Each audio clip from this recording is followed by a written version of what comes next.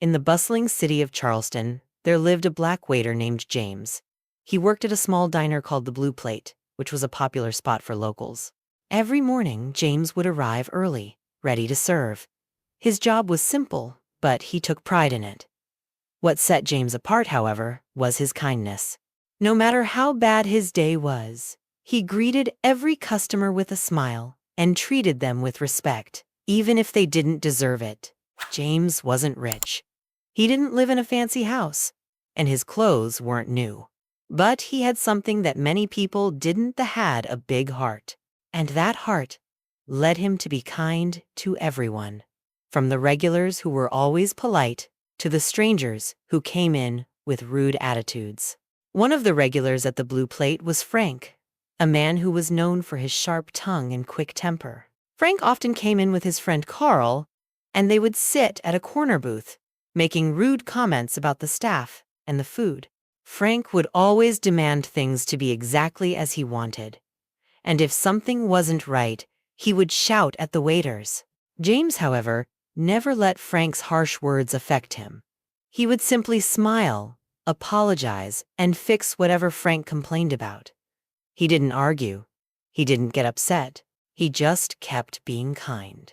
One day, as James was taking an order from Frank and Carl made a cruel comment. "You people are always so cheerful," he sneered. "I guess that's all you can do, smile and serve.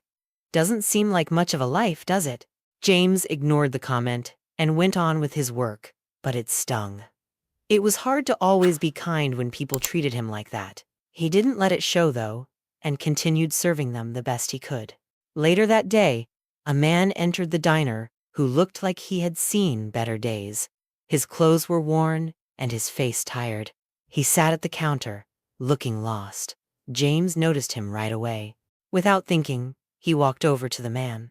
"What can I get you, sir?" James asked warmly. The man looked up, surprised by the kindness in James's voice. "Just coffee, please," he replied softly. "Coffee? No problem. But why don't I bring you a little something to eat as well?" "On the house," James offered with a smile. The man hesitated at first, then nodded gratefully. "I appreciate that," he said. As James went to get the man's order, Frank and Carl were sitting at their usual booth, watching him. Frank frowned. "Why are you wasting your time on that guy?" he muttered. "He doesn't even look like he can pay." Carl laughed. "Guess it's easy to be nice when you don't have anything to lose." James heard them, but he didn't respond. He just went about his work, making sure the man had everything he needed. When the man finished his meal and was ready to leave, he turned to James. "Thank you," he said, his voice thick with emotion. "That meal, it meant more than you know." James smiled. "Take care, sir," he replied, before walking away.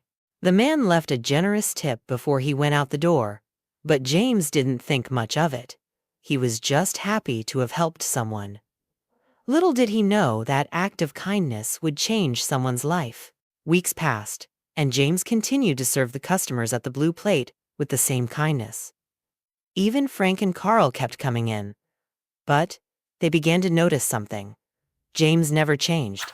No matter how rude they were, no matter what they said, he was always kind. One day, Frank came in alone, sitting at the booth where he usually sat with Carl. He looked a little uncomfortable. When James came over to take his order, Frank paused before speaking. "I've been thinking," Frank said, his voice lower than usual. "I've treated you badly. And for what? You didn't deserve that."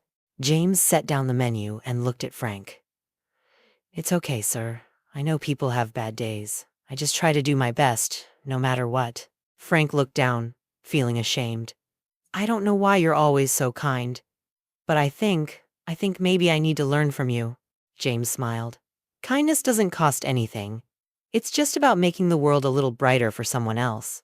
Frank sat silently for a moment, thinking about what James said. When he finished his meal, he stood up and turned to James. "Thank you for everything." James nodded, his smile still in place, and went back to his work. Though James's life never changed in the way others might have expected, he knew his small acts of kindness were having an impact. He didn't need riches or fame. What mattered to him was that he had made a difference, however small, in the lives of others. James continued to work at the Blue Plate for many years, never asking for anything in return. And in the end, it wasn't about changing his life. It was about the lives he touched along the way. Because sometimes, all it takes is a kind word or gesture to change someone's world. The moral of the story is that kindness, even when it seems unnoticed, has the power to make a difference. You may not see immediate rewards, but the impact you have on others can last far longer than any material success. Thank you so much for watching this story. If you enjoyed the tale of James and the power of kindness, don't forget to hit that like button and let me know your thoughts in the comments below. I'd love to hear how you think kindness can make a difference in the world. And if you haven't already, be sure to subscribe to the channel for more inspirational stories just like this one. Your support helps keep these stories coming, and I truly appreciate it. Until next time, remember, no act of kindness is ever too small.